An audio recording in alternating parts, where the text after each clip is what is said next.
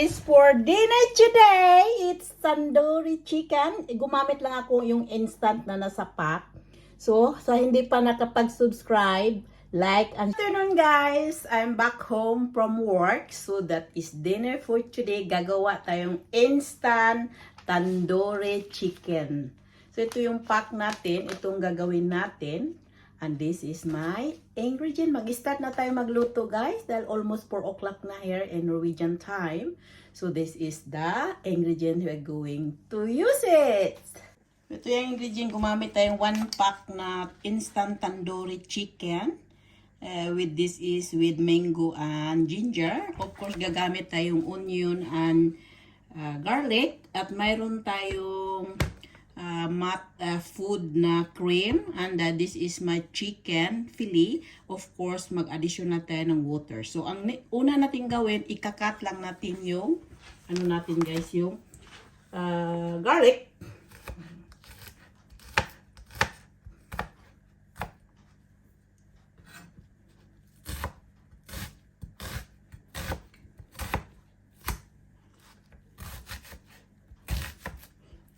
Ganyan lang guys magluto ng pagkain ko. Madalian ito. Masarap kahit ganito lang gagamit ng powder. Masarap na yan guys. Ano yung gawin natin? Set aside natin ito. At naman tayo sa ating chicken. May chicken tayo dito. Ikakat lang natin itong slice. Kahapon ito guys. Ano lang. Ikat lang natin ganito. Yan.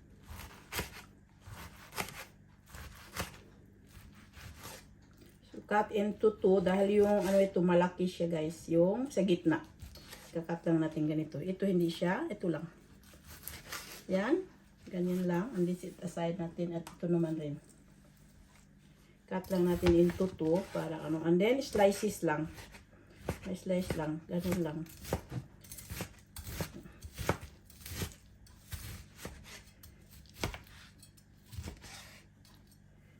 And then the other one. And this is it.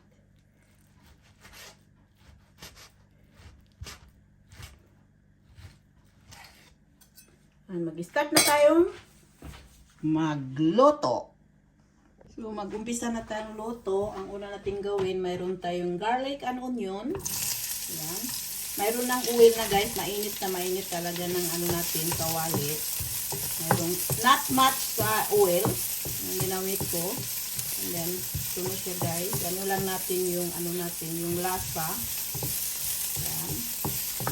Para mag-ano yung ano natin. Then, i-add natin yung chicken. Yung chicken, nalagyan ko siya ng pepper and little bit cornstarch. Ano lang natin yan. Dry. Hanggang siya mag-golden brown. Parang hindi siya mag-juicy siya. Fry lang natin ito. Tuloy lang pag-fry hanggang maluluto natin ito guys. Makuha natin yung texture natin. So ito na guys, luto na siya. Ang gawin natin yung chicken dahil ano na siya. Okay. Set aside muna natin guys dito. Lagay muna natin dito sa ano natin. Ang sunod natin gawin, mayroon tayong 2 cups na water. Yan. Ipakuluin lang natin yan. Mulo na yung tubig natin. I-add ko lang yung broccoli guys. Mayroon tayong extra vegetable sa ano natin. Yung sa tandoori na instant tandoori. Pakuluin lang natin ito. Parang mayroon tayong vegetable. Diba? Yan. So, hinalo ko na siya yung ano natin, yung sauce sa tubig. Nag-boil na ako ng vegetable. It's done. So, ang sunod natin gawin itong tandoori naman na sauce gawin. So, ganito lang yan. Pakuluin lang natin ito guys. Lapot na siya. I-add na natin yung chicken and vegetable. Diba? Ganyan lang kayo magluto para maging half cook din ang chicken natin. Hindi siya durog. Pati yung vegetable natin. Ganun ang pagluto ko guys. boiled muna natin and then set aside. Fry the chicken, set aside. Parang hindi siya ma-overcook yung pagluluto, pati yung chicken. Ito na yung tandoori natin. Instant tandoori, guys. That is yummy. Ano lang natin yan. Tikman lang natin kung anong lasa. Pag ang lasa hindi pasok, lagyan na natin ibang ano. Okay na dahil. Masarap na siya. So, ito na yung ano natin. Diba? Yummy, yummy, yummy.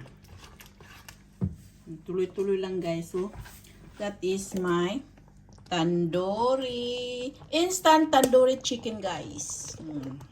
That is for dinner today. Eat with couscous, guys. Gawa tayo ng couscous din. Sarap. Sarap yan.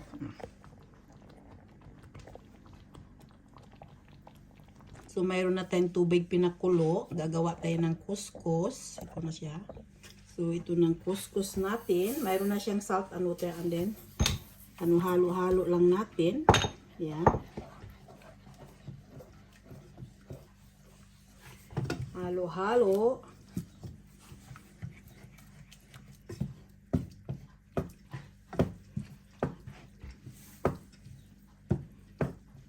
Lagyan kating tubig. 3½ dan na water and 3½ na couscous. Yan.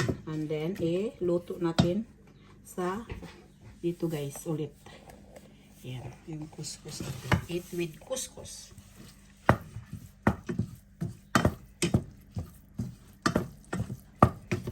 Yan.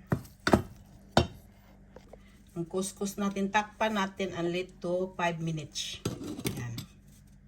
After 5 minutes, ito ng couscous natin, mag-additional lang tayong olive oil. And then, imimix lang natin ito. Yan. Imimix, mix, miso. Luto na siya, guys, yung ano natin. Marami pala, guys, ang 3½ na water, ang 3½ na couscous. Marami palang maluto, guys. Akala ko makaunti lang. Yan, luto na siya. Ano lang yan, mikos lang natin. Yan. So, that is it. Luto na siya.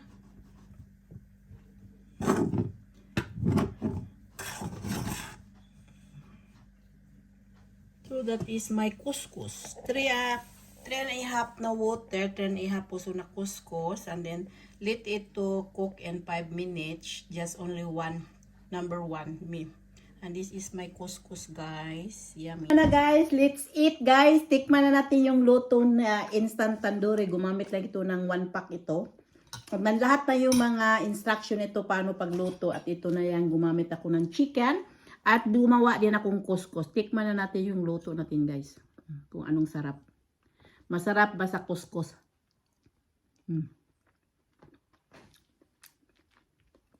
Totoo, guys. Masarap pala. This yummy. Diba?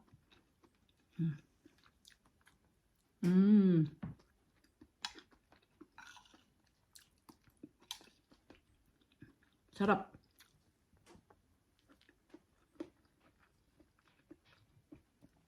Gumamit akong 3 piraso na chicken fillet. Sinislice ko lang. And then fried ko. And quick. And then set aside. Hiwa-hiwa ko din ng mga vegetable. And then boiled and set aside, and then inad ko na yung heavy cream with then tandoori powder.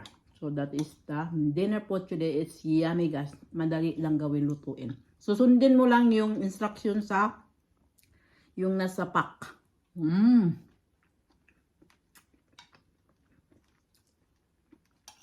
Ganito talaga pala. Sarap.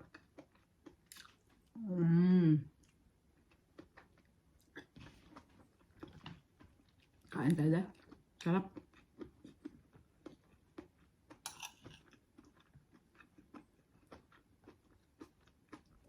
Sa totoo lang, ngayon ako nakakain ng couscous, guys. Sinubukan kong couscous at ito. Dahil, ano muna tayo ng mga rice. Bawal-bawal muna tayo sa mga rice dahil sa taas natin sugar.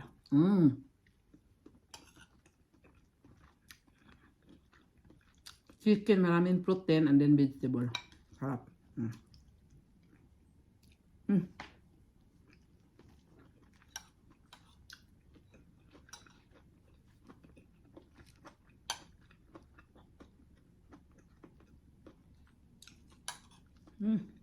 It's yummy and tastes good.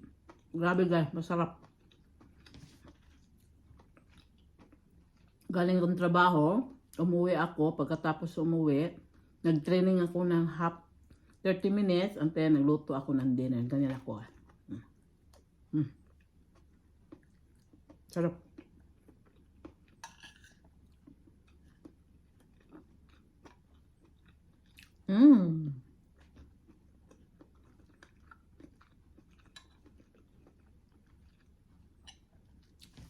Ubusin ko lang ito lang guys. So this is my video for today. This is for my video for today. So thank you for watching. Paki-like, paki-share, and paki-subscribe. See you for the next.